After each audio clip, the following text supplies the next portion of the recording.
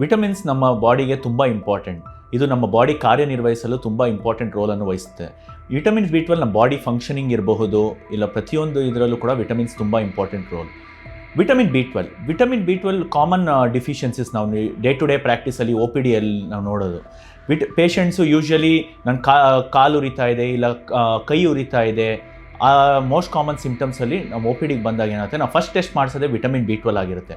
Vitamin B12ನ most common symptoms neuropathy ಅಂದರೆ ಕೈಕಾಲು ಉರಿ ಬರೋದು, ಅದರ ಜೊತೆ ಎದ್ದು ನಿಂತಾಗ ಸ್ವಲ್ಪ ಬ್ಯಾಲೆನ್ಸ್ ತಪ್ಪೋದು, ತುಂಬ ಸುಸ್ತಾಗೋದು, ಕಾನ್ಸಂಟ್ರೇಟ್ ಮಾಡೋದಕ್ಕಾಗೋದಿಲ್ಲ, ಮೆಮೊರಿ ಕಡಿಮೆ ಆಗ್ತಾ ಇದೆ. ಇದು ಮೋಸ್ಟ್ ಕಾಮನ್ ಸಿಂಪ್ಟಮ್ಸ್ ಆಗಿರುತ್ತೆ ವಿಟಮಿನ್ B12.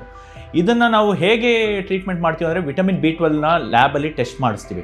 ಟೆಸ್ಟ್ ಮಾಡಾದ್ಮೇಲೆ ಒಂದು ಇಂಜೆಕ್ಷನ್ಸ್ ಮುಖಾಂತರ ನಾವು ಕರೆಕ್ಟ್ ಮಾಡ್ಬೋದಾಗುತ್ತೆ, ಇನ್ನೊಂದು ಟ್ಯಾಬ್ಲೆಟ್ಸ್ ಮುಖಾಂತರ ನಾವು ಕರೆಕ್ಟ್ ಮಾಡಬೇಕಾಗುತ್ತೆ.